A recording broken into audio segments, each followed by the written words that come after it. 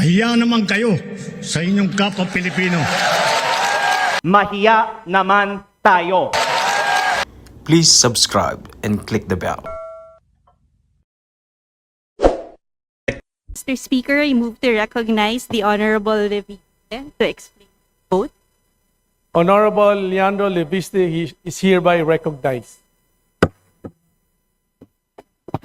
Distinguished colleagues, ang boto ko ay no, hindi dahil perpekto si Congressman Barzaga, pero dahil questionable para sa akin na minadali natin itong desisyon dahil ngayong hapon lang natin nakuha ang committee report na ito at si Congressman Barzaga lang ang sinampahan ng kaso ng Committee on Ethics.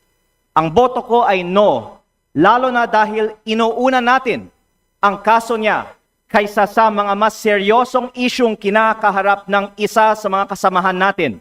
Isang kapwa kong Batanggenyo na nandito ngayon na bumoto sa kaso ni Congressman Barzaga. Hindi ba nakakahiya maging miyembro ng Kongreso dahil parang naging normal na meron tayong isang kasamahan na inakusahan na nagbayad para sa mahigit 100 billion pesos ng mga kontrata sa DPWH? Para bang tinatanggap natin na normal lang magkaroon ng kasamahan na iniugnay sa pagnanakaw ng bilyong-bilyong piso na hindi iniimbestigahan na ng Committee on Ethics, Public Works o Infracom, samantalang inuunan natin ang kaso ni Congressman Barzaga, habang hindi man lang natin pinaglalaanan ng masusing atensyon ang mas mabigat na aligasyon, lumalabas na parang okay lang magnakaw sa Kongreso.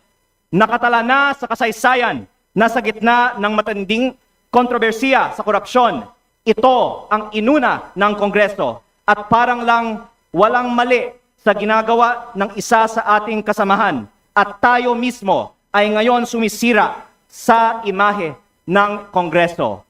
Mahiya naman tayo.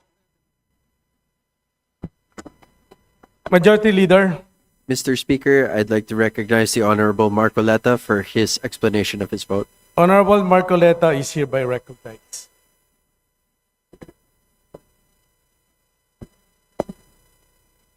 Mr. Speaker, distinguished colleagues, isang mapagpalayang hapon po sa ating lahat.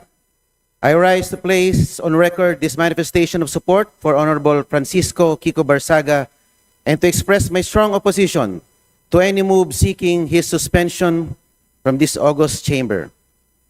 From Voltaire's philosophy of tolerance and freedom of expression, this line is often quoted, "I may not agree with what you say, but I will defend